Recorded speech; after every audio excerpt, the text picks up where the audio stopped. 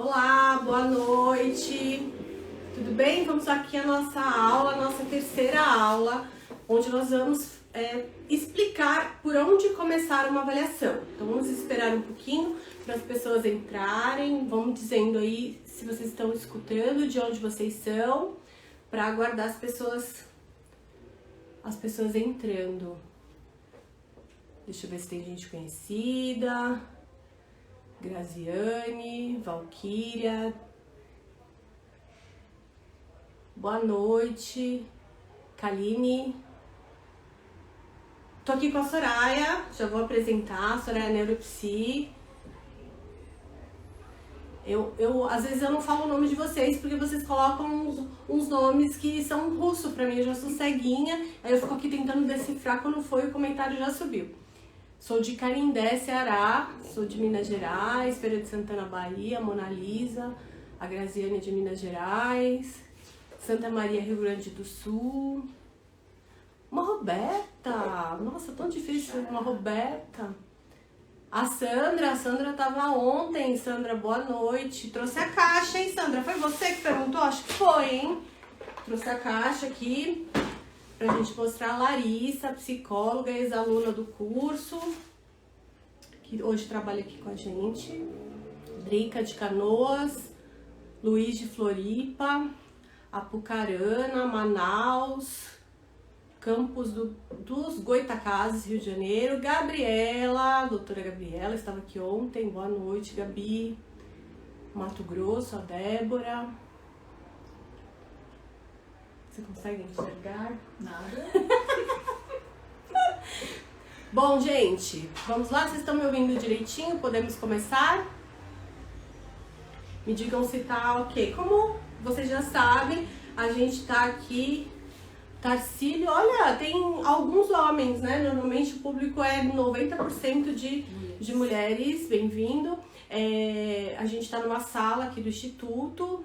A sala que a gente consegue fazer mais afastadinha aqui do Instituto para não ter os barulhos do Instituto. Às vezes tem um pouquinho de barulho do pet shop, então às vezes tem uns cachorrinhos latindo e às vezes umas motos. Mas isso não vai nos atrapalhar.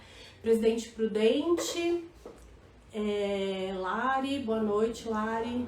Boa noite, sou do interior do Pernambuco. Me digam se vocês estão me ouvindo direitinho.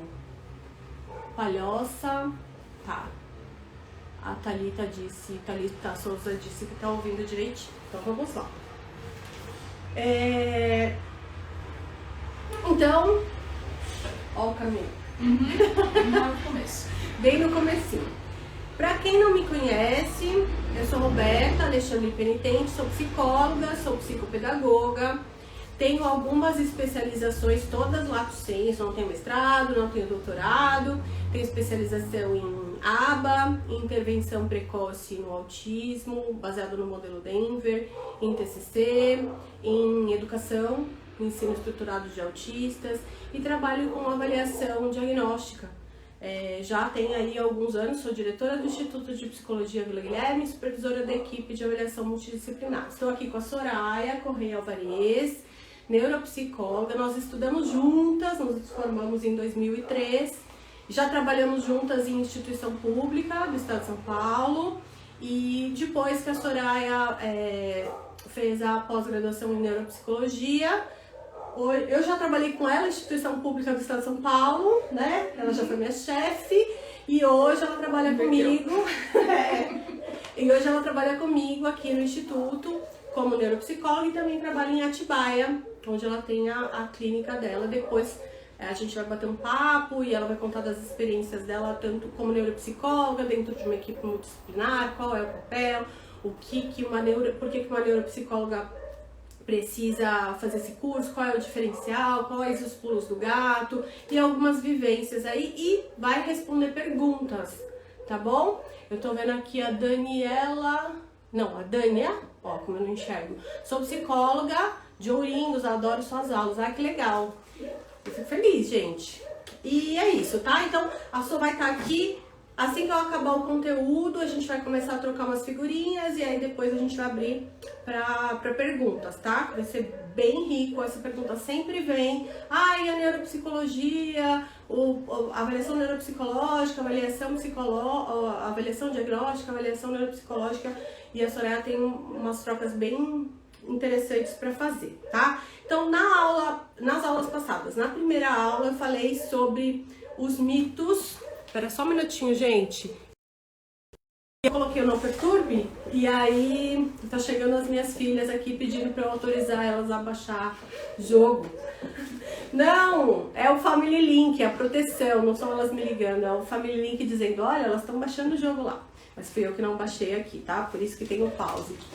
Deu um pause aí na live, acontece. Esqueci de colocar o Não Perturbe.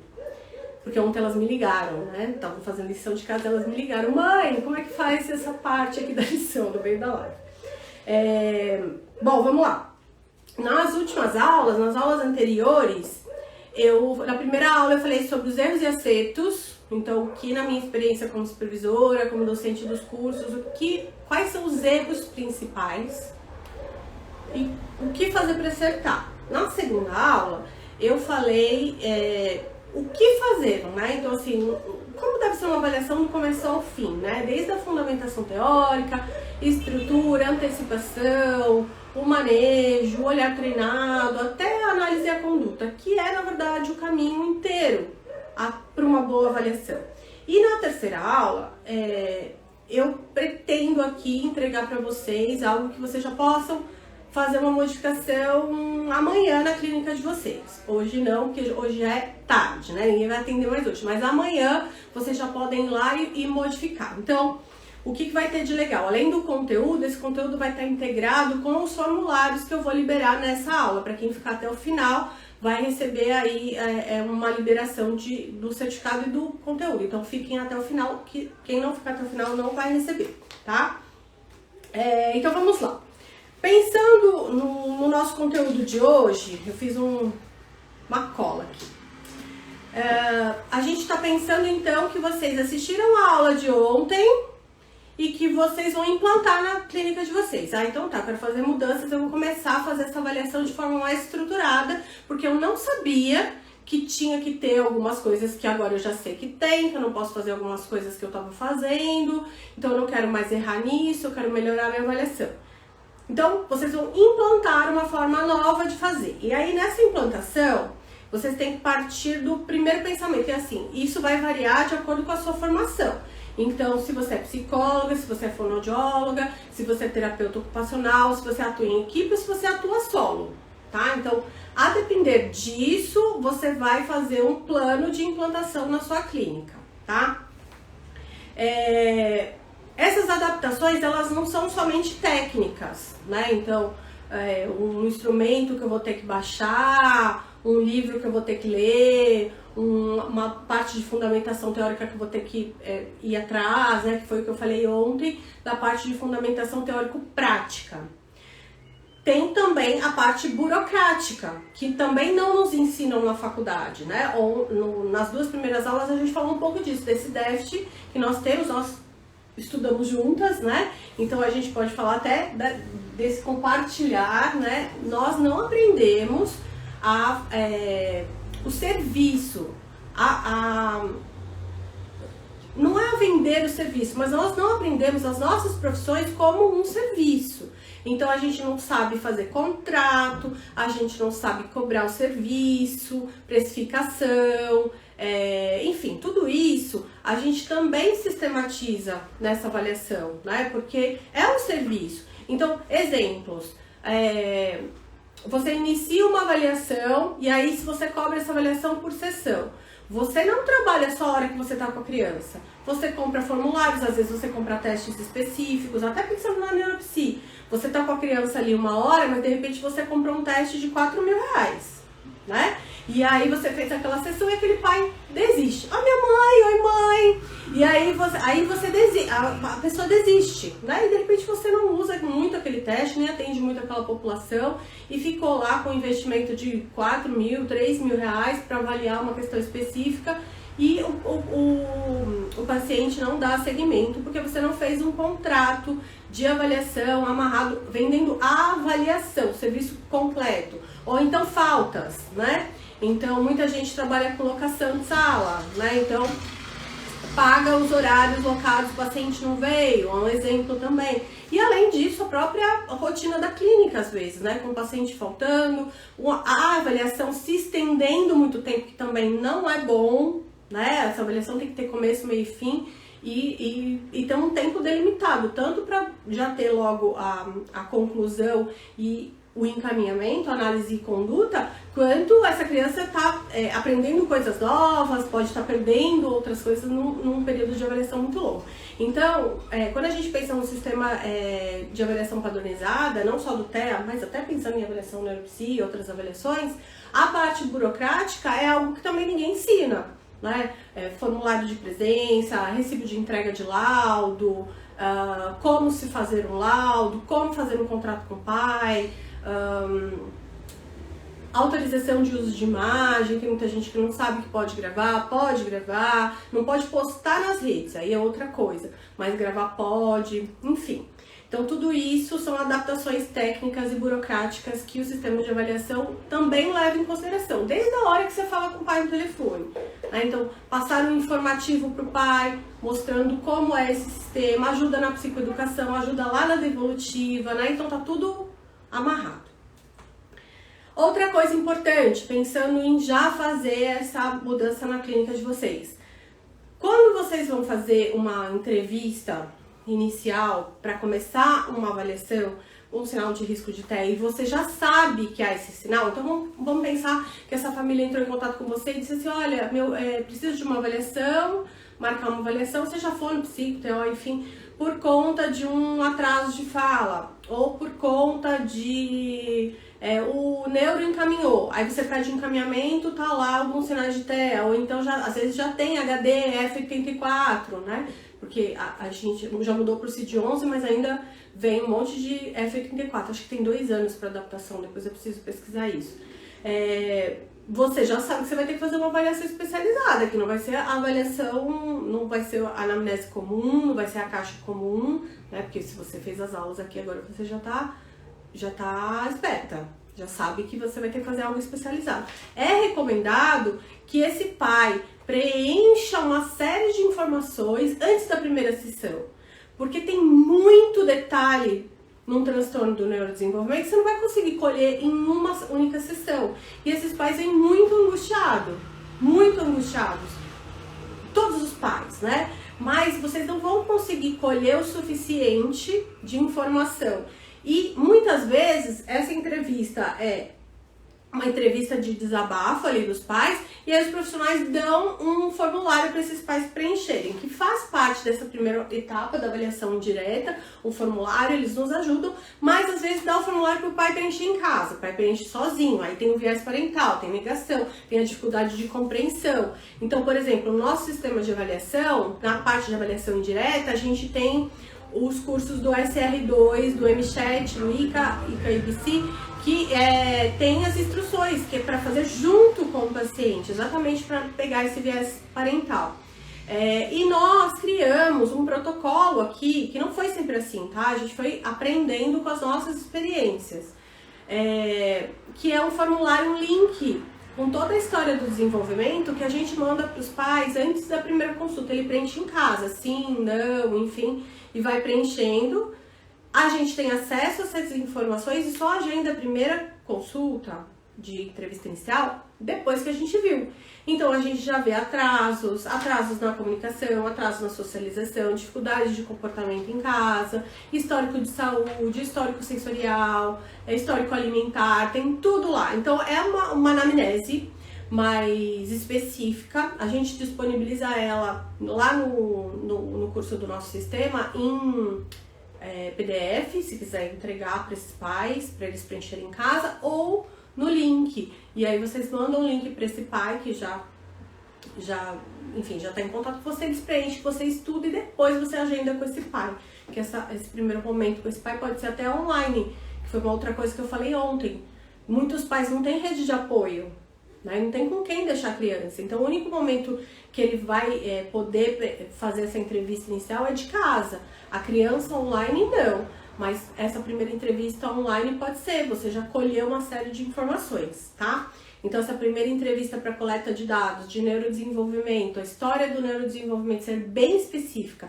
E ela aqui foi criada por psicóloga, fonoaudióloga e neuropsicóloga. Então, ela contempla a todos, tá? E terapeuta ocupacional. A outra parte, demanda, tá? Então, vamos lá. Esses pais, eles vão buscar avaliação, não necessariamente assim, ó, eu quero uma avaliação multidisciplinar para caso suspeita de TEA, desenvolvimento atípico. Aqui, como a gente faz isso muito, e como eu sou docente do curso, às vezes as alunas indicam, a gente já recebe assim, né? Olha, eu quero fazer essa avaliação multidisciplinar. Psiquiatras indicam, neuropediatras indicam, pediatras indicam, mas entra muito também pela fono, pela psicologia, né? Um agendamento comum. A criança está fazendo muita birra, a criança está com atraso de fala, e aí há necessidade das profissionais fazem ali uma triagem inicial, e se elas percebem que há necessidade dessa avaliação, aqui no Instituto, como a gente tem a equipe, a gente para e encaminha para essa avaliação. Isso se você tiver em equipe. Porque tem um contrato específico, tem quantidade de sessões, tem todo um formato padronizado, não é uma avaliação típica. E a gente explica tudo isso para os pais, que também favorece a psicoeducação, tá? Então, os pais entram, tem uma série de coisas. Agora, se por acaso você estiver solo, a gente recomenda nesse formato, nesse sistema, que você também pare a sua avaliação e converse sobre a necessidade de uma avaliação diferenciada. Mesmo que isso não vá mudar exatamente muita coisa no sentido do ambiente, né? Então, se você está solo, na sua sala mesmo, não vou entrar outros profissionais naquele momento. Mas a avaliação do transtorno do espectro autista, ela não é feita somente com você. Então, você é fono, você percebeu os sinais. Nesse momento, já é o momento de você falar que você não vai fechar sozinho, que você vai precisar de um outro profissional. Que você vai fazer a sua parte, vai dar a sua HD, mas vai precisar de um outro profissional capacitado. Então, já é o momento de iniciar a psicoeducação e esse pai abrir o ouvido aí como é essa avaliação, como uma avaliação específica, que precisa ser feita por profissionais capacitados. Então, nesse momento, você já para, olha, então, assim, diante desses sinais, a gente precisa investigar isso, porque tem sinais de risco para transtorno do neurodesenvolvimento. Esse diagnóstico é feito por psicólogo, fonoaudiólogo, terapeuta ocupacional capacitado. Depois, você vai pegar esses laudos e vai levar no neuropediatra, vai levar no psiquiatra. Então, você já faz, isso vai te dar mais firmeza. O ideal é que você tenha uma colega também capacitada. Então, pode ser uma no seu bairro, alguém que você já tenha contato, que você possa trocar figurinha. Isso vai favorecer o diagnóstico dessa criança. Você vai estruturar a sua avaliação de acordo com a idade da criança. Então, em geral, a gente recebe crianças aqui entre 12 e 24 meses e 36 meses. Entre 12, 24 e 36 meses. Nem sempre todos os sinais estão presentes entre 12 e 24 meses, tá? Mas acontece dessas crianças aparecerem no consultório. Então, o que é importante com relação a isso? Ter conhecimento sobre os marcos do desenvolvimento, porque você vai avaliar de acordo com o que é esperado para a idade. Então a minha caixa vai mudar? Não, a caixa, gente, eu até vou aproveitar aqui para mostrar a caixa. A caixa, ela tem mais ou menos os mesmos brinquedos até 5 anos. A gente inclui elementos de hiperfoco, que a gente colhe na entrevista na primeira entrevista. Mas a caixa, ela tem mais ou menos os mesmos elementos. São todos elementos muito simples.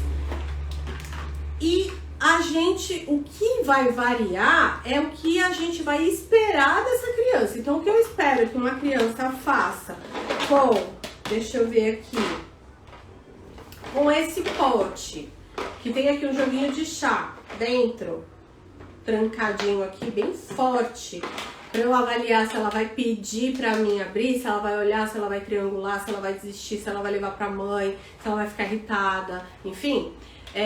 vai variar uma criança de 18 meses e uma criança de 3 anos. Como ela vai fazer esse pedido, tá? Vai variar se essa criança vai explorar a caixa inteira, se ela, pelo que ela vai se interessar, se ela vai fazer brincadeiras simbólicas. Se ela vai fazer brincadeira simbólica, se ela vai fazer só brincadeira funcional, se ela vai fazer todo o esquema simbólico dela, a gente vai avaliar com os mesmos brinquedos. Aí lá no sistema de avaliação padronizada tem um curso de marcos do desenvolvimento, um curso de desenvolvimento lá dos 6 meses até os 60 meses, que é meu também, né, tá lá dentro da parte de fundamentação teórica. Porque quando chegar na parte de você avaliar com a criança com os brinquedos, se você não souber o que é esperado para uma criança de 3 anos, que isso é diferente de uma criança de 12 meses, você vai comer bola. Porque você vai falar assim, nossa, essa criança aqui, ela pega o brinquedo e chacoalha. Ué, mas será que ela não tem idade para pegar um brinquedo e chacoalhar? Será que o que é esperado agora não é que ela pegue o brinquedo e chacoalhe? E se ela não fizer isso, tem alguma coisa alterada, né, com o desenvolvimento dela? Tá muito passiva, não explorou o suficiente, enfim. Então é importante que a gente saiba o que é esperado para cada marco, né? Mas os brinquedos são simples, tem uma lista de brinquedos, inclusive a lista de brinquedos vai estar disponível nos formulários que vocês vão poder baixar no final da live, que eu vou dizer como, para quem estiver ao vivo aqui, tá? Então vai estar descrito lá quais são os brinquedos que você tem que ter numa caixa e quais são as características desse brinquedo. Então, por exemplo, a gente tem uma cadê? Aqui, ó. Uma mamadeira. E essa mamadeira não pode ser uma mamadeira. Uma vez eu vi uma mamadeira que tinha som. Então, a hora que virava, fazia trum. Pensa que se essa criança pode ser, né? A gente tá olhando uma criança com sinal de risco para TEA. E às vezes essas crianças têm grande interesse em som, luzes, em coisas com movimento.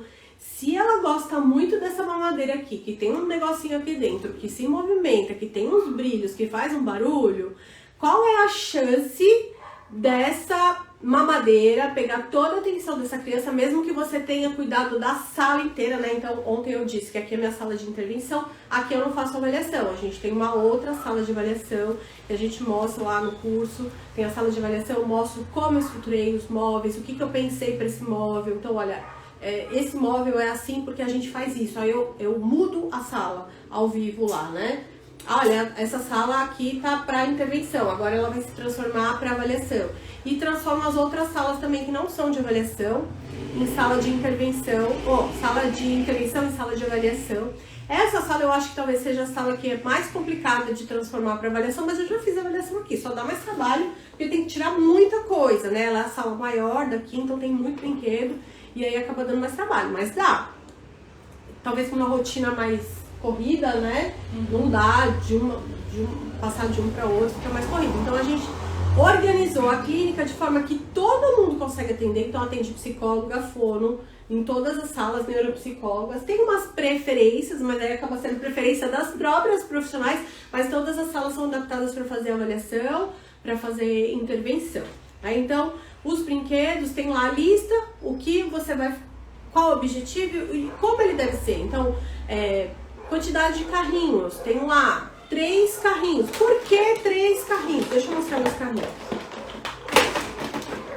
Esse carrinho aqui já foi até a Isabela que colocou na caixa. São 3 carrinhos, né? Não são carrinhos que tem luz, som, fricção, nada disso. São carrinhos simples, né? Então, aqui a gente já consegue ver se, por exemplo, se a criança vai enfileirar, se ela vai brincar simbólico, eu posso brincar com ela. A gente tem um outro carrinho aqui também, que cabe o bonequinho dentro, tem alguns protocolos que até orientam a fazer isso, né? Um carrinho que cabe o bonequinho dentro para conectar com uma outra cena de alimentação. Então a gente vai agregando algumas coisas também de alguns protocolos. O livro tem que ser um livro de capa durinha, né? Porque pode rasgar, né? Tem algumas crianças que que babam, são crianças muito pequenas, põe na boca. Então é muito comum criança, às vezes, estar com atraso do desenvolvimento e ainda manipular, né? Não só por conta de questões sensoriais, mas também por conta de outros atrasos. Então tem muita coisa que tá tudo estruturado lá no sistema. Então a gente tem uma caixa dos brinquedos para avaliar. Deixa eu voltar aqui pro meu roteiro. Para avaliar as questões relacionadas à brincadeira simbólica, brincadeira funcional, para avaliar a exploração livre, tá? Depois, um outro momento mais estruturado, que a gente tem uma outra caixa, que eu já vou mostrar aqui pra vocês, que a gente faz pra pegar mais comportamento. Nesse primeiro momento também a gente avalia comportamentos estereotipados, comportamentos repetitivos, porque já aparece, né? Se a criança tem, já aparece, mas em alguns casos não aparece. E vai aparecer só no momento mais estruturado, que a gente vai limitar mais a criança, que a gente vai fazer mais bloqueio. A criança vai ter que estar sentada, vai ter que esperar, a gente vai dar o brinquedo na mão, vai retirar, ela vai querer continuar com aquele. Retirar sim, tem técnica pra isso, tá, gente?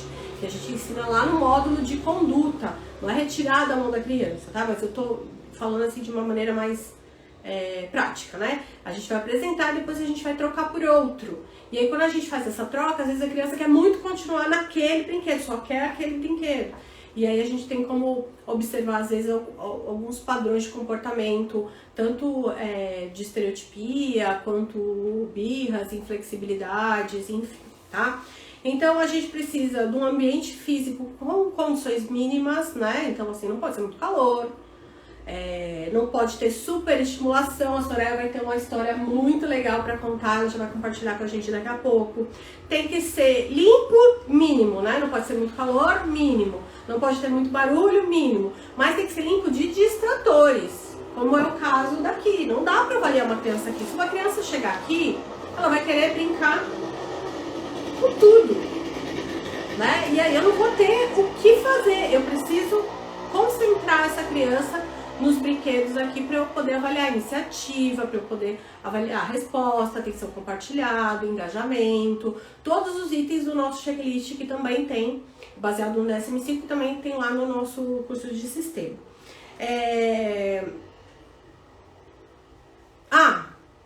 Mobília também faz parte do ambiente físico e a gente também faz parte do ambiente físico. Então não adianta eu vir com um brinco que, bom, a gente trabalhou em um local que a gente cuidava do brinco, né? O brinco tinha um cuidado, então assim, isso pra mim não é muita novidade, né? Mas tem profissional que tem uns brincos que tem um espelhado. Essa cadeira, por exemplo, é uma cadeira que ela tem um braço de metal. E já aconteceu de eu fazer a avaliação aqui, a criança ficar fixada aqui no brilho. Então essa cadeira não é uma cadeira adequada, por exemplo, para uma avaliação. Para todas as crianças? Não, nem todas as crianças vão ficar aqui interessadas. Mas se eu perceber isso, o que eu tenho que fazer? Ok, eu anoto e tiro a cadeira, né? Porque eu vou ter que interagir com essa criança, senão você vai mandar um relatório. Olha, tem alguém aqui, ó, Patrícia Lucali, você conhece? Falando, Soraya, coraçãozinho verde, alguém te conhece aí da vida. Aí você vai ter que mudar essa cadeira e fazer essa avaliação, tentar continuar a sua avaliação, tá? E nós somos ambiente físico, perfume, tá? A profissional animadora do buffet da primeira aula, tom de voz, mas tudo isso a gente ensina lá no manejo, no módulo do manejo, tá? Eu vou mostrar aqui pra vocês rapidinho a caixa de sensorial. Então a gente... Já começou. A gente tem uma luminária, eu quero fazer um teste. Posso fazer um teste? Essa luminária aqui, Quer que apague a luz? compra lá no Mercado Livre. Pode apagar. Tá, peraí. E ela é o máximo. Pera aí. Não tá dando. Não conseguem ver. Eu vou virar pra cá. Vira? Vira. Ó. A gente tem luz. Pode acender, Sô. Todos os objetos que a gente tem na nossa caixa, eles têm que ter uma questão de ligar e desligar, tá? Então não pode ser assim um elemento de sensorial que simplesmente dispare e que você não possa controlar, porque se essa criança ficar desorganizada, irritada, a gente precisa parar na hora, tá? Então tudo isso a gente precisa pensar anteriormente, tá? E é tudo planejado. Essa luz aqui, por exemplo, ela tem um botãozinho, a gente liga e desliga ela a qualquer momento. A gente tem essa câmera aqui, que ela até é indicada em alguns protocolos de sistematização, que ela tem barulho, ela tem luzinha aqui. Gente, essa luzinha parece nada, né? É só Mas tem criança que sai correndo por conta dessa luz aqui. Ela proporciona vários estímulos ao mesmo tempo. Então tem o Mickey falando, tem o barulho aqui saindo a luzinha, tem esse som, luz, movimento, tem aqui também. E essa luz aqui parece nada, mas a gente tem outro carrinho, que até tá na outra caixa sensorial, que é um carrinho, ele não tem os outros sons, tá? Ele só tem um carrinho, quando ele anda, ele acende um farolzinho, que é igualzinho aqui, é nada. E só essa luz, em algumas crianças, a criança dispara, sobe na mãe, gruda no pescoço. E aí a gente também tem na lista lanterna, enfim, outras coisas que a gente pode ver essa reação, tá? Então a gente vai montando essa caixa. Esse daqui eu ganhei, às vezes eu ganho de aniversário essas coisas. Olha o estímulo que dá, gente. Botão, ligar e desligar. Mas aí vocês podem ir montando a caixa e vocês vão usar os elementos conforme a necessidade. Então, os elementos sensoriais, eu não coloco uma lista, eu coloco uma lista básica de movimento, som, porque aí vocês podem ir encontrando, né? Pega dos filhos de vocês, dos sobrinhos, né? Ó, vejam esse. Ele é muito tenebroso, né?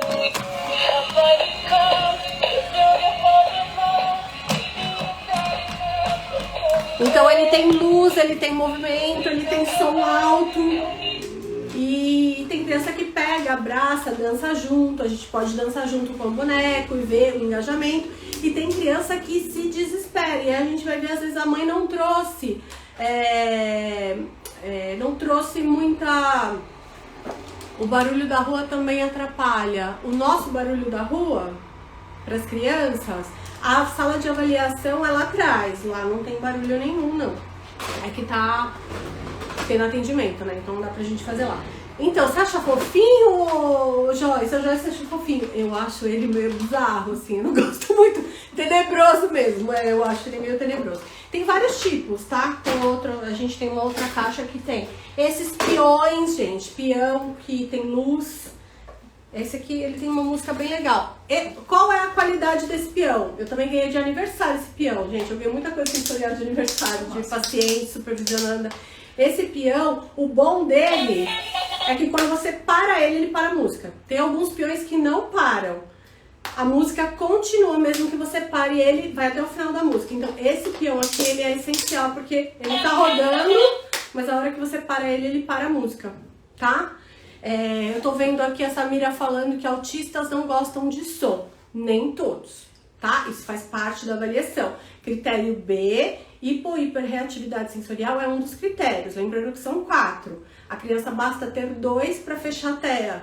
E pode ser que ele não tenha hiperreatividade sensorial. Pode ser que ele tenha só estereotipia e dificuldade com rotina, tá? Então precisa avaliar direitinho. Ó, foi de Natal, ó. A Renata me deu de Natal, me deu outra coisa também, mas me deu esse peão aqui.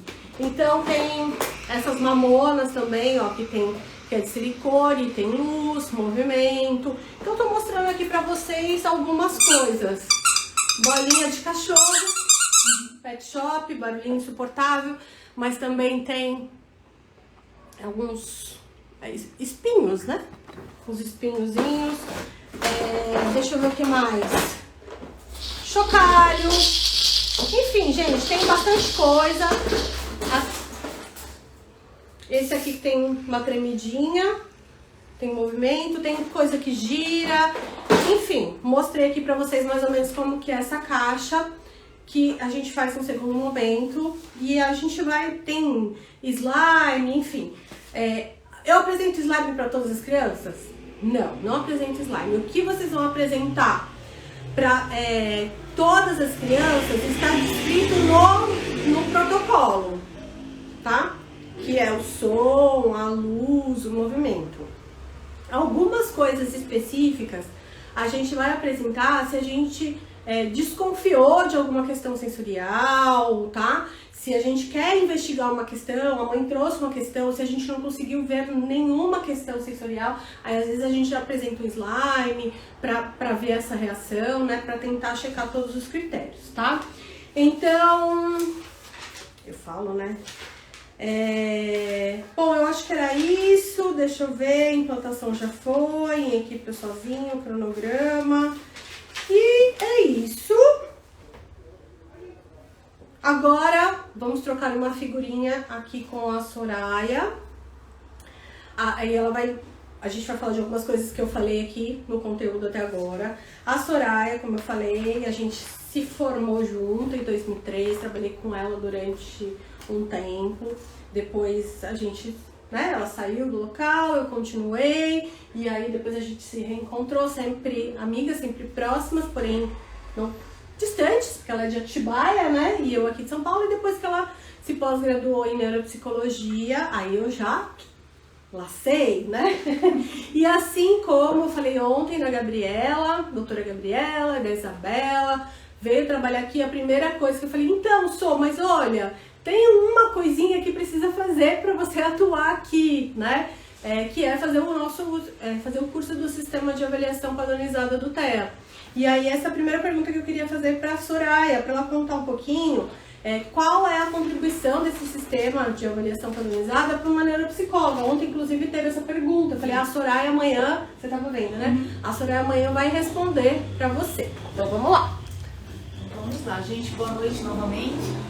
Eu acho que eu estava assistindo a live com a Isa e depois com a Gabi, e eu acabei achando bem interessante que cada um dentro da sua área, em que pese a Isa também ser psicóloga, mas atua numa área diferente da minha, cada uma criou uma expectativa e ao mesmo tempo tirou um proveito muito bom do curso.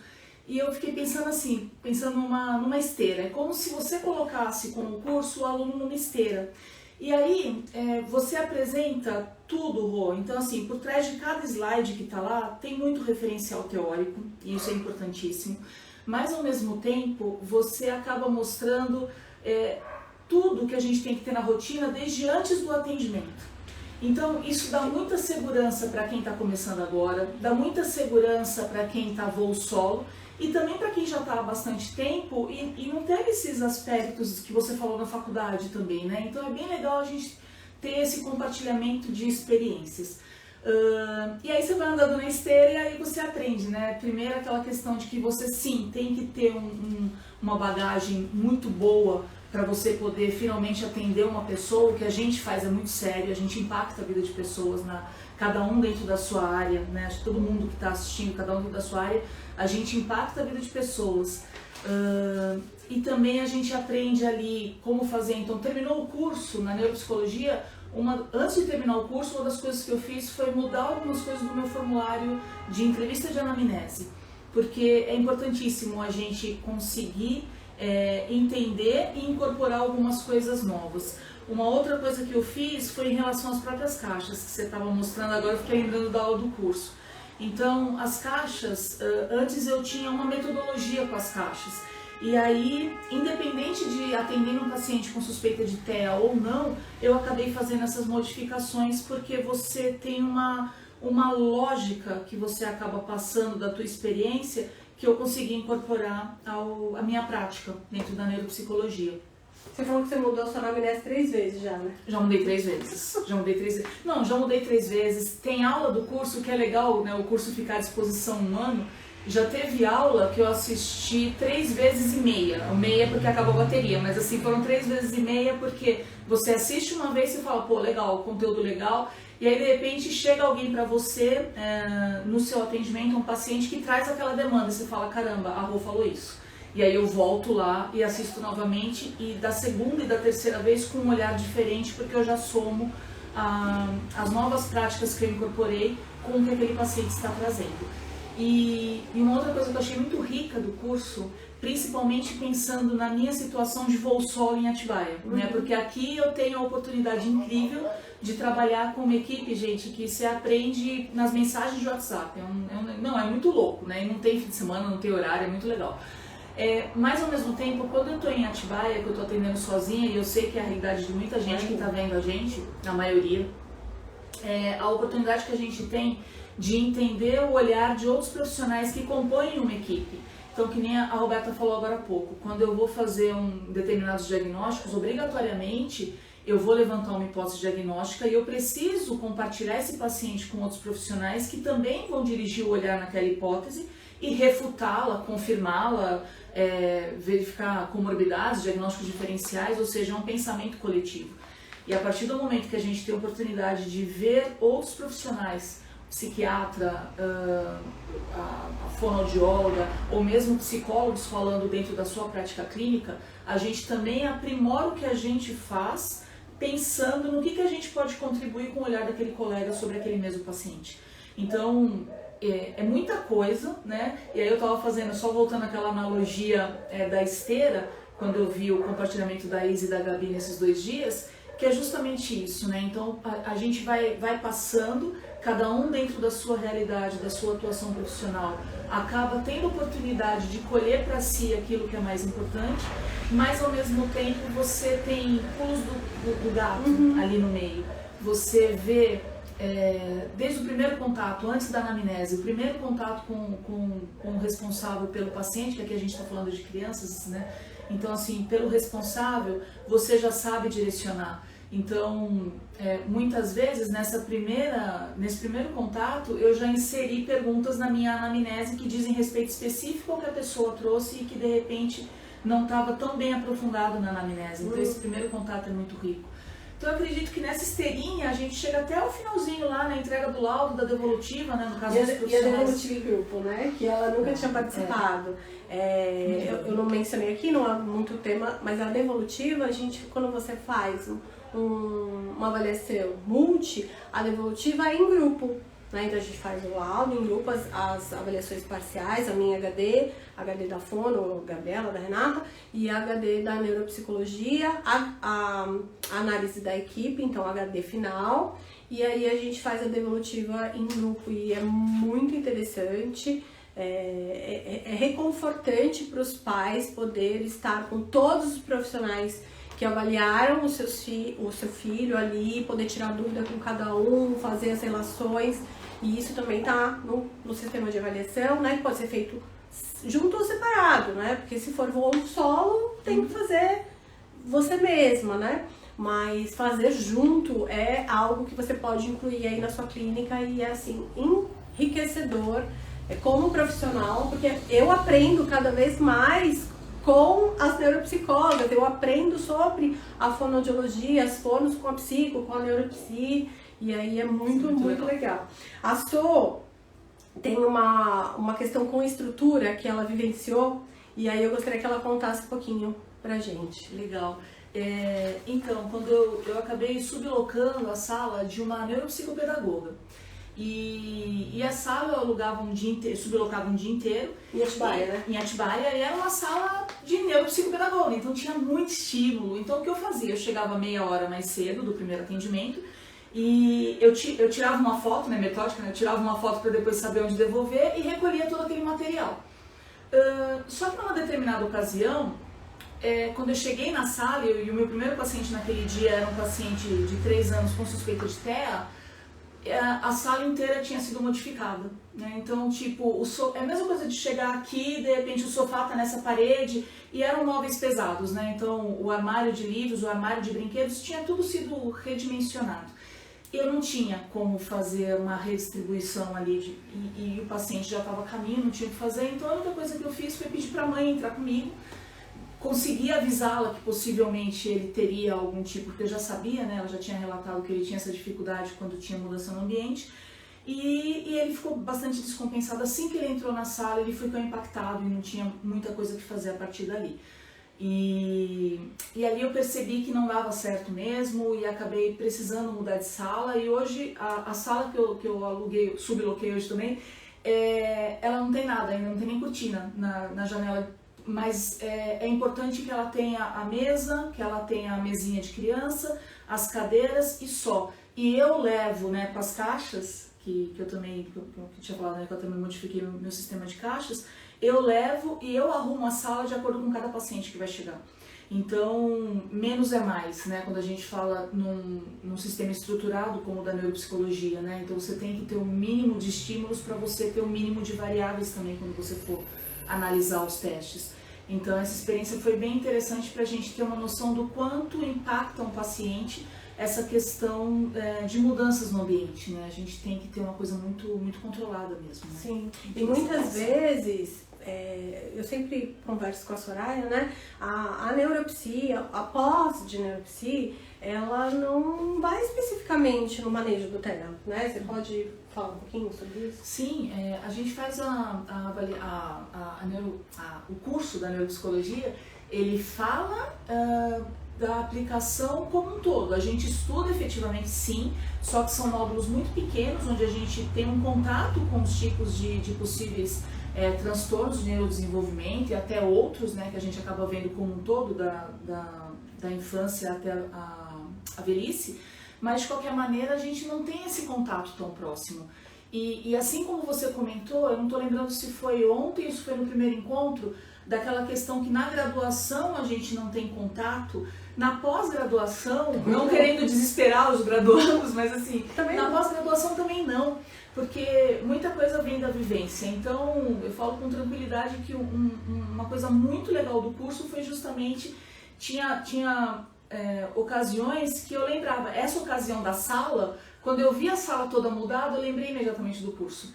Então, você acaba tendo um ferramental que você pode nem usar de imediato, mas esse compartilhamento de experiências e vivências é muito enriquecedor, né? Estudar é para a vida inteira, né? Não só para se antecipar e de repente prevenir uma crise, mas também para poder avaliar o que aconteceu com aquela criança, porque se você não tem esse conhecimento prévio, se você nem sabe que você não sabe, essa criança vai desregular e você vai falar, ué, mas por quê? O que aconteceu?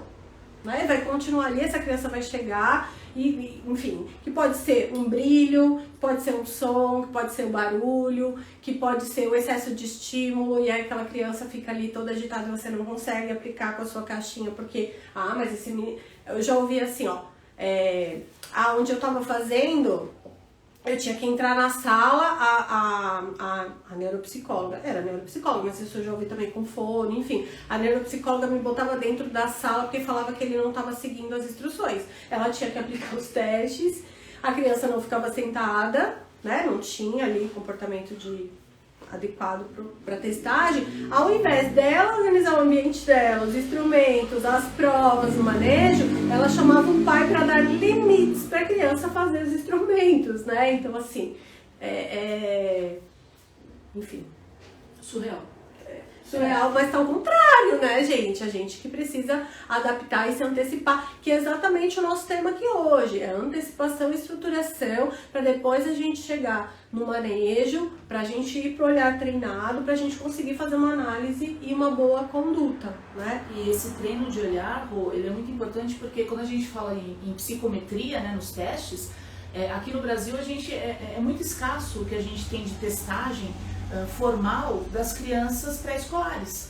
Então, muitas das coisas que a gente acaba vendo desse olhar treinado, que você muitas vezes até consegue também, entendendo os outros transtornos, treinar o olhar, é bem importante que a gente tenha essa noção de que você vai ter que adaptar testagens para conseguir chegar naquele paciente.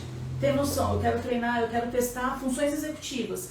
O que eu consigo fazer para ver o quanto aquele paciente ele consegue controlar, né, ter o controle inibitório, diminuir a impulsividade. Então, tudo isso é bastante importante. Esse olhar treinado ajuda muito nisso. Sim.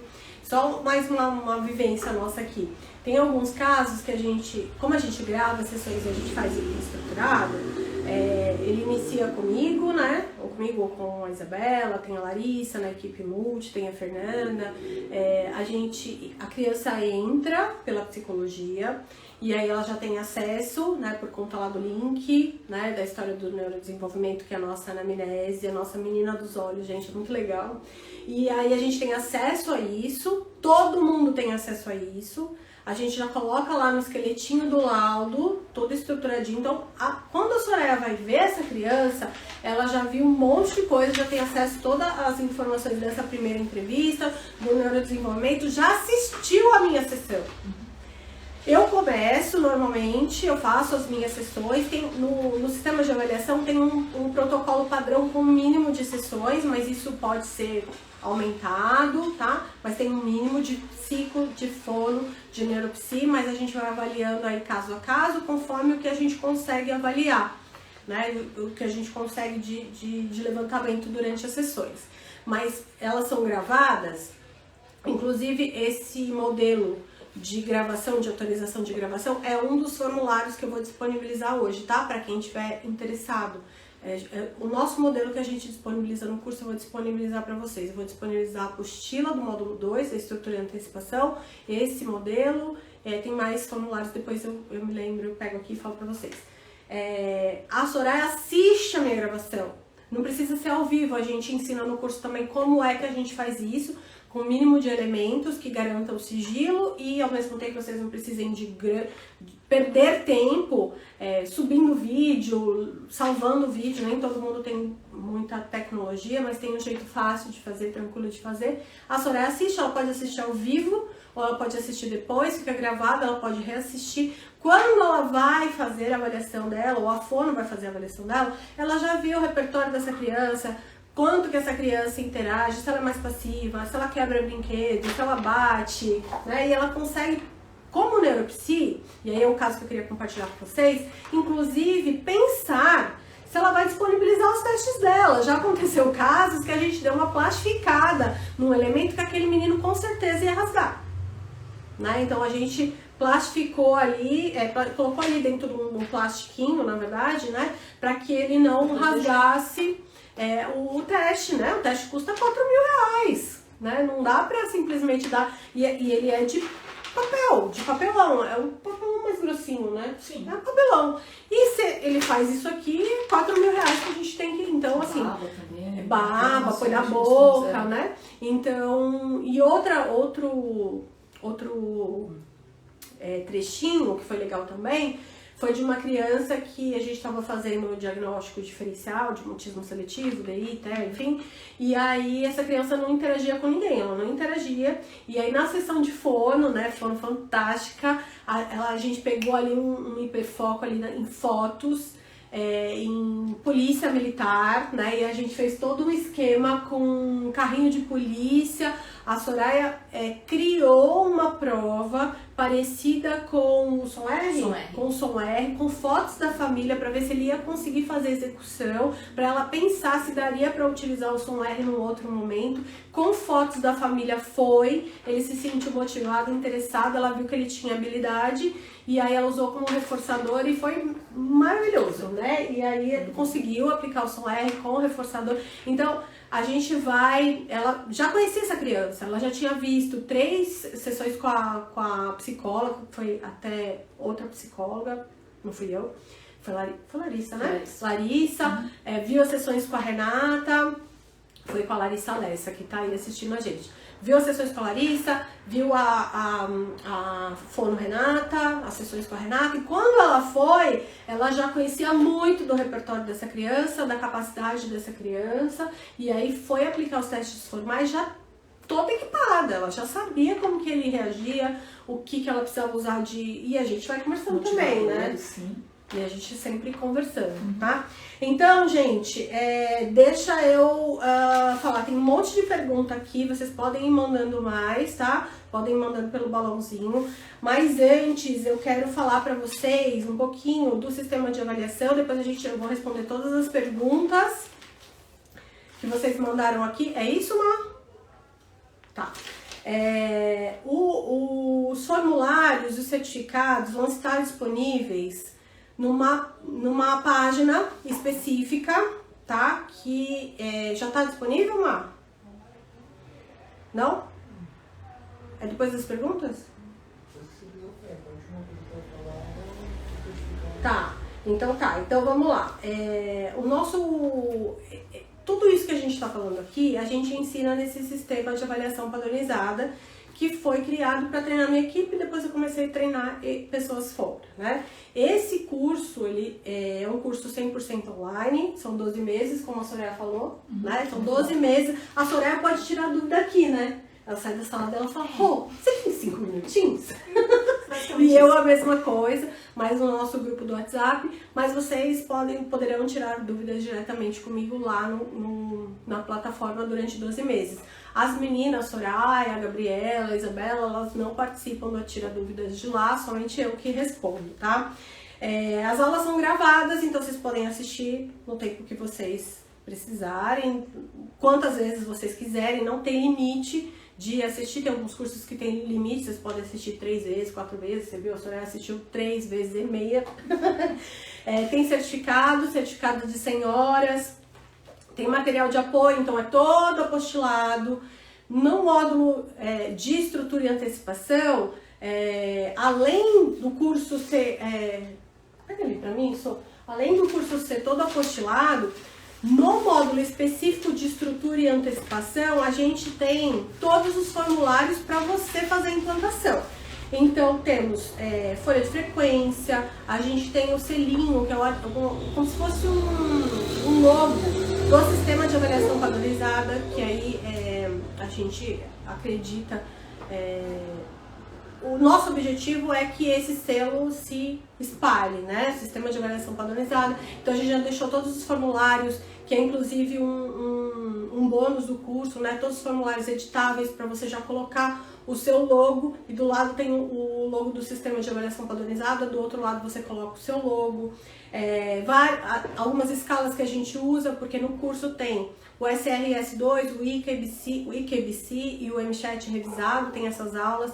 Tem aulas dos marcos do neurodesenvolvimento, tudo isso faz parte do curso, não é bônus, faz parte do curso. Tem checklist, então você vai a criança na escola, vai fazer uma entrevista com a coordenadora da escola, tem perguntas específicas para fazer, pensando em transtornos do neurodesenvolvimento. Tem cronograma, vi um monte de gente perguntando aqui, só de bater o olho aqui, quantas sessões? A gente tem esse cronograma pensando em cada estrutura, sozinho, voo solo, como fazer, com 2 profissionais, com 3 profissionais, e todos os formulários associados a cada uma das partes. Tem uma coisa que foi muito legal, que é a ficha de autoavaliação de fidelidade. Eu vou disponibilizar ela também hoje, tá? Que é assim, todos os passos, passo 1, passo 2, passo 3, eu criei. A gente não faz aqui porque eu que checo a fidelidade de vocês como supervisora. Mas para que as pessoas possam checar a fidelidade a esse sistema de avaliação padronizada, aí na clínica, se for uma equipe, ou você mesmo em voo solo, você possa checar se você está conseguindo fazer todos os passos e checar onde você pode estar falhando, né, numa avaliação. Então eu vou disponibilizar hoje. Então tem lá no passo 1, no passo 2, no passo 3, qual é o objetivo, possíveis falhas, e aí você tem lá um checklist para você ver se você está falhando, onde você precisa investir mais tempo, tá? Tem folhas de frequência, tem o histórico do desenvolvimento, tá? O histórico do desenvolvimento tanto em PDF, no papel, quanto no link, que aí você só manda o link para o cliente, lista de instrumentos, enfim. Eu vi gente também pedindo anamnese. Gente, a anamnese é a nossa menina dos olhos, isso daí é só para aluna mesmo. Tá? É um link e ele é conectado com todo o resto do sistema. Não adianta pegar a anamnese e não saber o que fazer com ela, tá? Ela é conectada com todas as outras aulas, tá? Agora, é o seguinte, esses 5 passos, né, que eu falei, a fundamentação teórica, estruturação e antecipação, o manejo, o olhar treinado, análise e conduta, onde a gente dá aula sobre o laudo, tudo isso, tem os bônus, o SRS2, o ICA-IBC. Além disso tudo, hoje, Vocês vão conseguir lá os formulários de hoje, o certificado para quem ficou até agora, a terceira aula. Já tá aberto agora, Má? Tá, agora a gente abriu o carrinho agora para quem quiser comprar. E aí tem 2 bônus adicionais. Que é, o primeiro bônus é que vocês hoje vão ter desconto. O MChat é o revisado, com entrevista de segmento, aula do MChat revisado. Vocês vão ter desconto de 484... Desconto não, gente. Vocês vão ter um bônus de R$484. A produção ali quase me matou. R$484. É um bônus com kits autismo, alfabetização. São kits em PDF. E o curso de avaliação de adolescente adulto, tá? Então vocês vão ganhar bônus no valor de R$484. O curso custa R$698, você pode dividir em 12 vezes e vocês vão ganhar R$484 em bônus, tá? E aí, o adicional, para quem ficou hoje até agora, tá? Além do certificado e dos formulários que a gente vai dar, as 100 primeiras pessoas que comprarem vão ter esse adolescente adulto, tá? E vão ter todos esses bônus aí de curso do R$484, tá? Para 100 primeiras pessoas que comprarem agora. E depois não, o curso tá sempre aberto, como eu falei nas outras lives, tá? A gente não fecha mais, carrinho tá sempre aberto. Quem comprar depois, não for as 100 primeiras pessoas, não vai ganhar esses R$484 de bônus. E adicional, as 20 primeiras que comprarem vão ganhar 1 hora de supervisão comigo, tá? E online, a gente vai marcar um horário específico e vai ter 1 hora de supervisão comigo. Então, reforçando aqui, deixa eu ver se eu falei tudo que eu me enrolei, a produção se remexeu na cadeira ali, quase entrou aqui e falou ele. As 20 primeiras pessoas que comprarem vão ter 1 hora de supervisão comigo, aí depois tem as regrinhas, vai ser online, mas vai ter 1 hora de supervisão comigo, tá? Onde encontra o link do curso? Encontra o link do curso na nossa página aqui, mesmo no Instagram, tem um link só lá. www.diagnosticotea.com.br/bônus, tá? Mas tá lá. Se vocês tiverem perguntas sobre o curso, pode mandar aqui que eu vou respondendo. E perguntas específicas do curso, a gente pode continuar respondendo. Eu sou neuropsicóloga, enfim, eu sou fono, eu sou TO, ou alguma coisa específica do curso, a gente pode responder. Quem comprar, e pode voltar aqui para dizer, né? Tipo, comprei, vamos marcar, anota na agenda, quero o dia tal. Os instrumentos SRS2, ICA, revisado, e com entrevista de segmento, e o MChat, revisado com entrevista de segmento, o ICA e o SR2, eles estão, e o de parte do desenvolvimento, eles fazem parte do curso, tá? O que tem de bônus é os R$484 para 100 primeiras pessoas que compraram. E as 20 primeiras vão ganhar 1 hora de supervisão. Acho que é tudo, o carrinho tá aberto, deixa eu responder as perguntas. Vamos lá, a gente vai ficar por aqui. Quem comprar, volta pra falar. Deixa eu colocar aqui. Como apresentar os brinquedos? Por exemplo, começa com o som mais baixo e vai aumentando. Tem umas perguntas aqui que eu quero responder, mas eu quero colocar o link aqui também, colocar o link fixado. Você tem alguma coisa mais pra falar enquanto eu coloco o link fixado? Qual foi a principal transformação desse curso pra você? A principal transformação foi manejo, assim, sem sombra de dúvidas.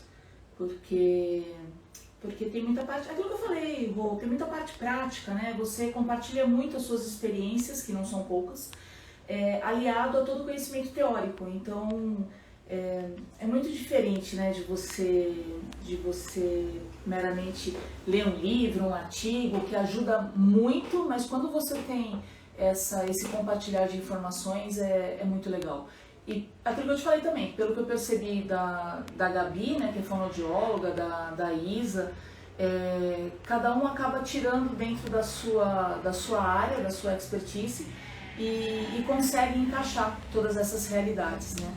Inclusive pais, né? Sim. Inclusive pais. Então, isso é bem rico, bem legal. Gente, eu fixei aqui no comentário, o link tá no perfil do Instagram. Lá vocês emitem o certificado. Vão ver lá como que fazer o certificado. Lá vocês baixam os formulários, tá? De fidelidade ao modelo, a apostila de estruturação e antecipação.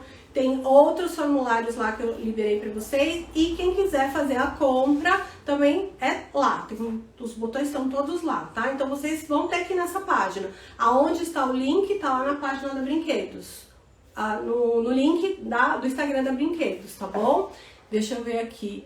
O link do certificado é o mesmo, tá, gente? Só tem um link lá no Instagram. Entrem na nossa página do Instagram, tem um link lá do lado do logo, pertinho do contato, só tem um link.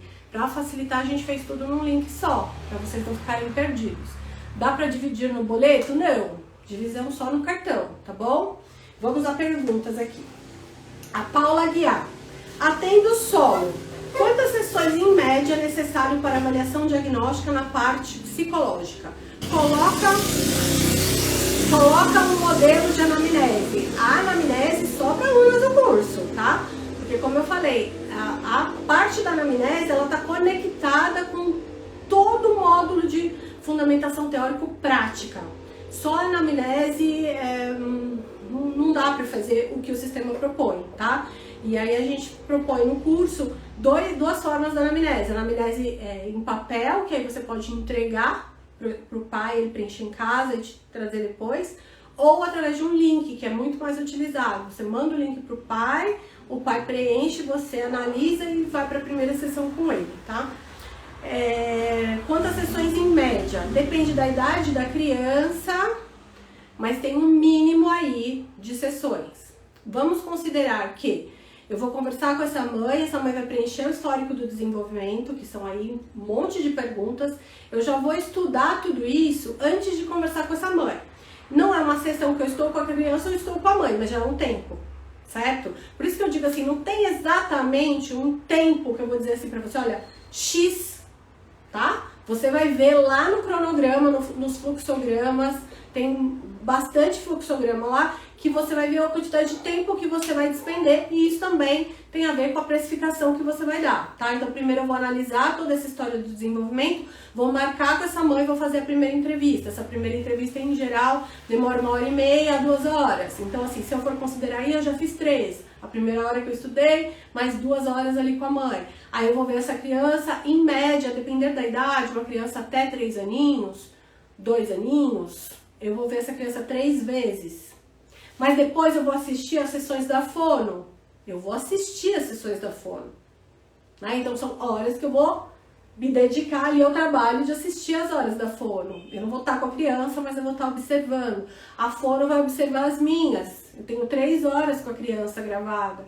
A neuropsi vai fazer a parte dela, eu vou assistir. Como é mais estruturado na neuropsi, a gente não assiste a aplicação dos testes, a gente assiste de forma geral a parte comportamental, né? Se teve alguma questão, alguma dificuldade para seguir instrução, mas a neuropsi assiste as nossas. Então, é muito difícil de quantificar isso. Até porque se for uma criança maior, 4 anos, 5 anos, a gente vai fazer avaliação com par.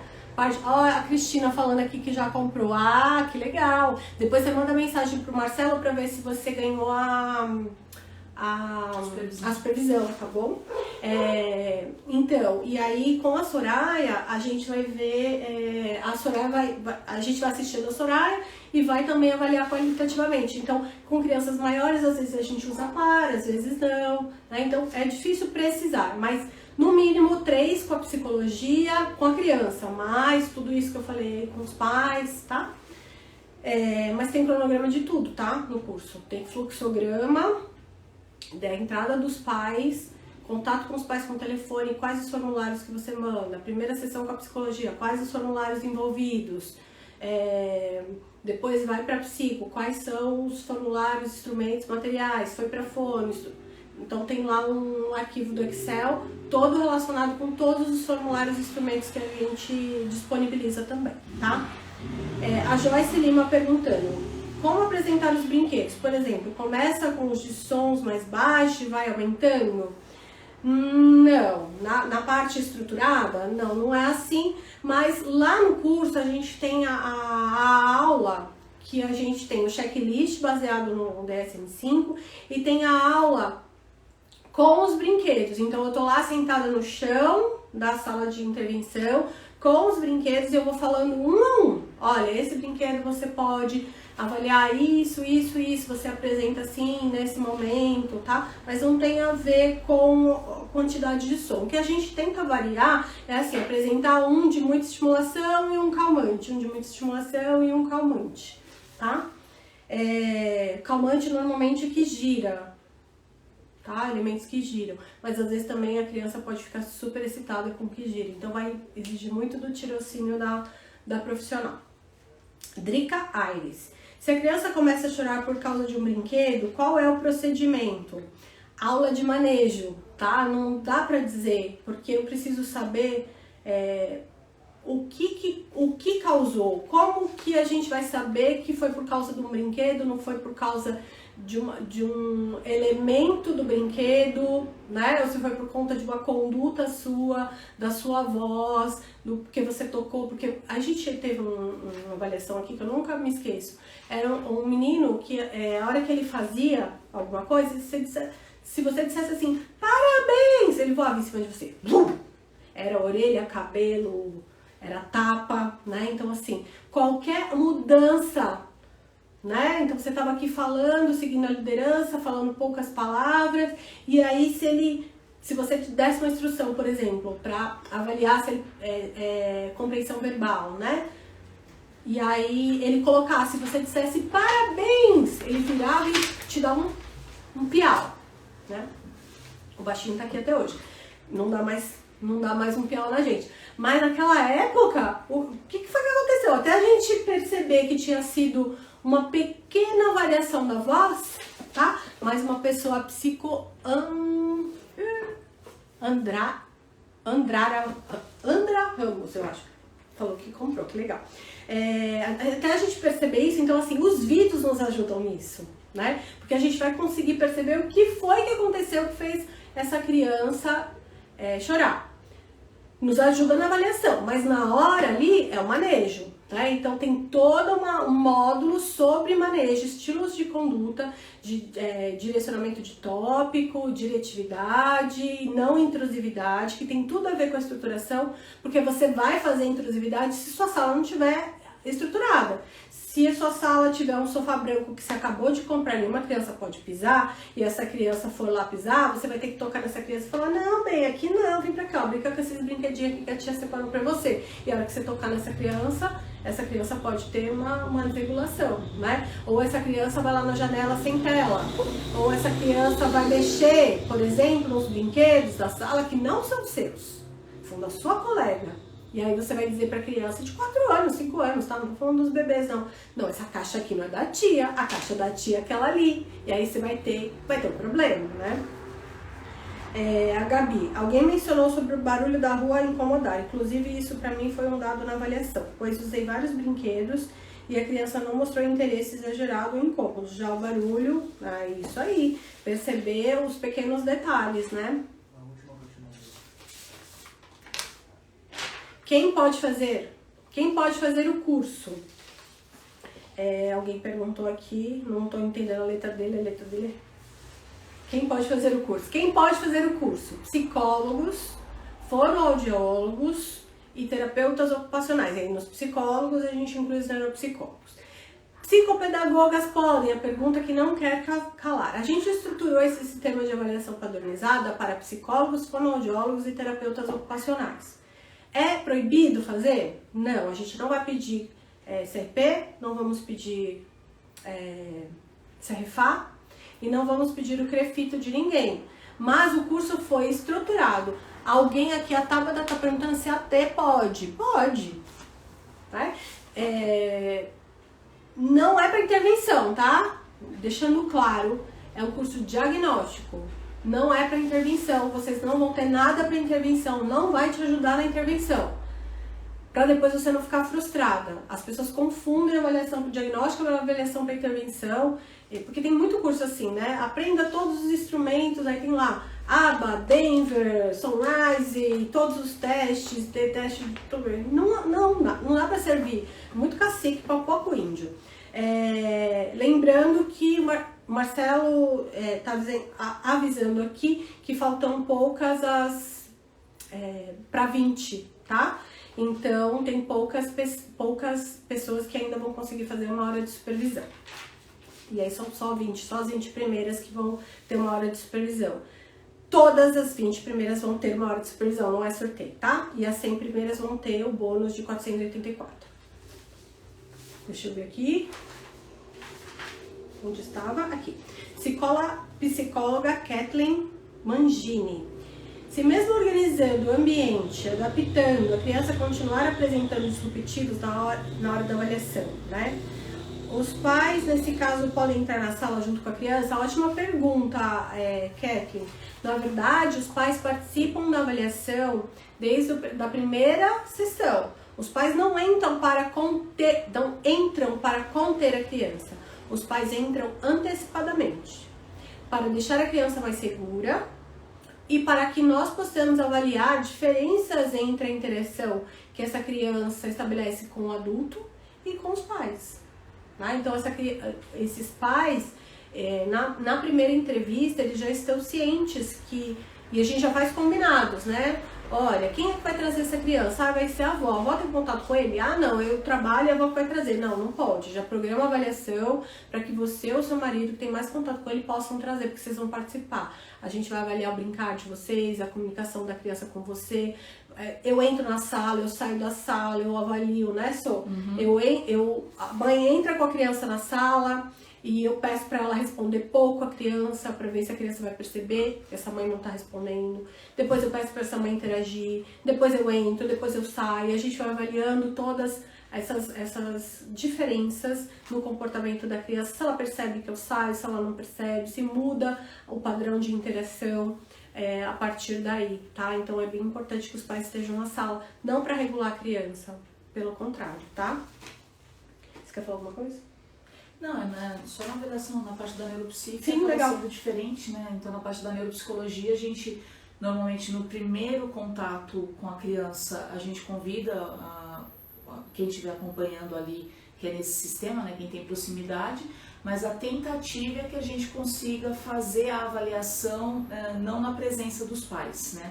Mas quando tem algum tipo de comportamento disruptivo, a ideia é a gente mesmo fazer o manejo desse paciente, né? A gente faz o manejo e a gente faz um planejamento. Então, por exemplo, tem alguns casos que, por ela já ter visto, a minha sessão não foi minha, mas eu acho que todas são minhas, né? Basicamente. Por ela já ter visto a sessão da Larissa, por ela já ter visto a sessão da Renata, então eu vou convidar esse familiar, esse responsável, e já vou fazer um combinado que em determinado momento eu vou pedir para ele sair. E aí passa os bilhetes, combina, o pai não percebeu que era para sair, o pai ficou receoso de sair, a criança tem um disruptivo, aí ela passava um bilhete, pode sair, a criança ficou, porque a gente já tinha planejado ali elementos de autointeresse, reforçadores para a criança ficar. E aí a criança estava fazendo o som o pai saiu. E para os pais, às vezes, serve até como o início de uma psicoeducação. Sim. Né? Às vezes a angústia de separação é do pai, né? Sim, às vezes. Renan, como funcionaria se eu ganhasse a supervisão, já que sou estudante? Ai, caramba, eu tinha que ter respondido essa pergunta antes, porque pode ter acabado já. Já que sou estudante, não tenho pacientes. Renan, se você comprar e ganhar a supervisão, eu posso fazer uma hora de estudo de caso com você. Não só você que é estudante, mas qualquer outra pessoa que não tiver um paciente, não tiver um caso para supervisionar, a gente pode fazer estudo de caso. Show. Né? Uhum. Paula Guiar. O que fazer quando a criança de 2 anos e meio só quer ficar no colo da mãe durante a sessão? Isso acontece. A aula de manejo ensina, né? Porque a gente tem umas técnicas aí para seguir a liderança da criança. Muito provavelmente, essa criança só vai querer ficar no colo da mãe se ela não tiver alguma questão específica aí de angústia de separação, de ansiedade de separação, se você tiver muito invasiva. Tá? Se você estiver muito invasiva, provavelmente essa criança vai se refugiar ali pra mãe. Mas se essa mãe entrar primeiro com a criança, no ambiente, você já vai deixar o ambiente antecipado, estruturado, a gente ensina a fazer isso. Essa criança vai estar lá com os brinquedos, com a mãe, se ambientando, e você entrar depois, não entrar igual a animadora de buffet, né? Oi, tudo bem? Posso brincar com você? Já deu um monte de demanda, falando um monte de palavra. Você vai avaliar, você vai falar. Se a criança é não verbal, você não vai falar. Você vai fazer barulhos engraçados, você vai fazer onomatopeias, você vai, enfim, tem técnica para isso. Se a criança fala uma ou duas palavras, você vai falar uma ou duas palavras, sempre no passado. Enfim, tem como você ter o mínimo de garantias aí para aumentar a interação recíproca com essa criança. Eu acho que essa aqui já foi. Pamela Marinho, qual a diferença dessa avaliação para a neuropsicológica? Essa é para você. Sim, basicamente na avaliação neuropsicológica a gente acaba fazendo, por ser tão estruturado o ambiente, você não consegue ter toda essa liberdade de fazer toda essa análise do comportamento dessa criança. Então, por isso que quando você faz voo solo e você é neuropsicólogo, você vai precisar também do olhar dos outros componentes da equipe, ainda que vocês não estejam conjuntos. Mas nada impede que você faça contato com os profissionais que venham a atender essa criança, e é um hábito que eu tenho, pelo menos lá em Atibaia, que eu sou voo solo, eu busco fazer o contato com a fono que já atendeu ou que vai atender, até para que a gente consiga compreender. Já aconteceu, por exemplo, de eu fazer, a fono assumir, eu converso com os pais, eu não vou entregar porque eu preciso ter o olhar da fono, e a fono me traz algo que eu não percebi. E aí eu acabo entrando com algum outro tipo de testagem para ver se eu refuto ou não, ou se aquilo aconteceu só no ambiente dela e não aconteceu no meu ambiente. Mas basicamente é isso, né? A gente, na neuropsicologia, a gente acaba tendo uma estruturação muito maior, e mesmo que a gente tenha a hora do brincar, também é um pouquinho mais estruturado do que essa parte que a gente faz na avaliação multi, do papel do psicólogo dentro dessa avaliação multidisciplinar. E os objetivos também, né? Eu me lembro que uma vez eu recebi uma avaliação de um menino para iniciar a intervenção aqui. E essa avaliação era uma avaliação com diagnóstico de TEA de uma psicóloga, e ela era neuropsicóloga. E ela fez uma avaliação psicológica.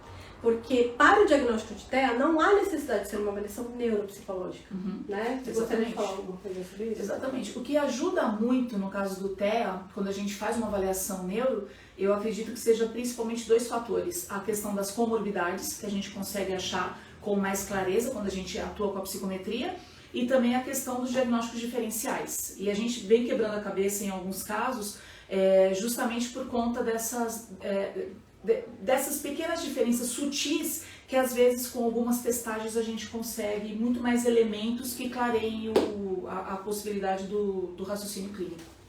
Legal. A Paula Guiar, já aconteceu dos pais não concordarem com o resultado da avaliação?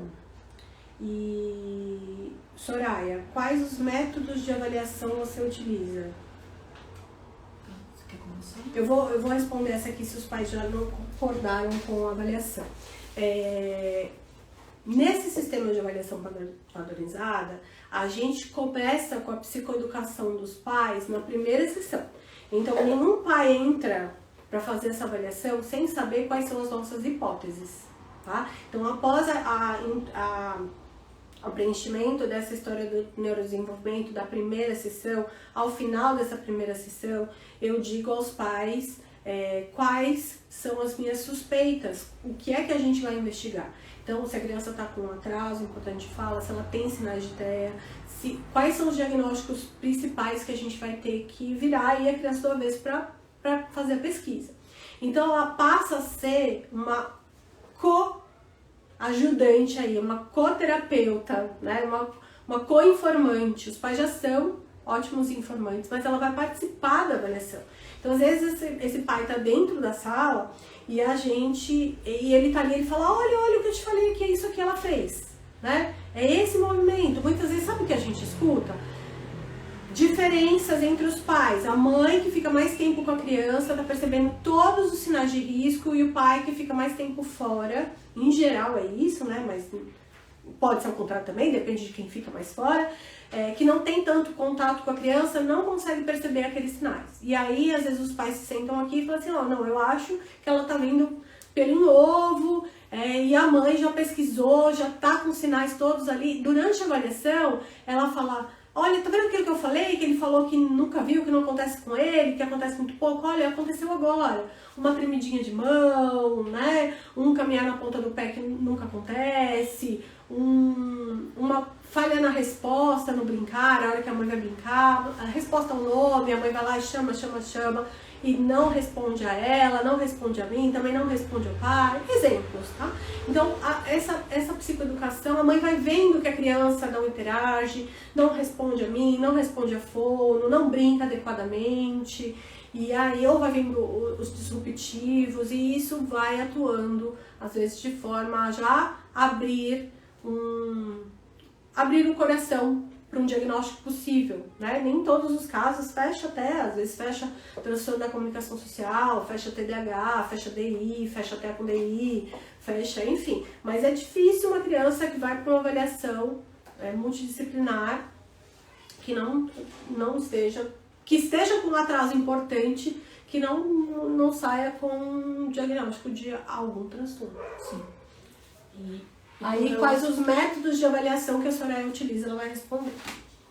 Basicamente, os métodos de avaliação, eles são para a gente fazer um rastreio do perfil cognitivo desse paciente. Então, eu gosto muito de usar aquele modelo CHC, porque a gente tem alguns testes padrão ouro, então o VISC, o próprio SOM-R, eles trazem para a gente o conceito de inteligência, que é importantíssimo, porque tendo o conceito de inteligência, eu consigo determinar juntamente, né, com os comportamentos adaptativos se eu tenho uma DI instalada, e isso é fundamental para a gente pensar depois, tanto na escola quanto nos outros profissionais de saúde que vão continuar na intervenção com esse paciente. Mas eu gosto de ver também algumas habilidades, tanto sociais quanto afetivo-emocionais, porque também são vinculadas. A gente tem alguns testes que a gente consegue verificar isso, e isso facilita demais, porque basicamente na avaliação neuro a gente busca os alvos terapêuticos. Então eu preciso saber o quanto com a minha avaliação eu consigo facilitar tanto o manejo da própria família com aquela criança, e ao mesmo tempo o manejo dos profissionais que vão assumir tanto na escola quanto na área de saúde. Então, basicamente é isso. Obrigada, só deixando claro, gente, que a avaliação neuro aqui no Instituto, ela entra acima dos 6, 7 anos, né? Só 7 anos.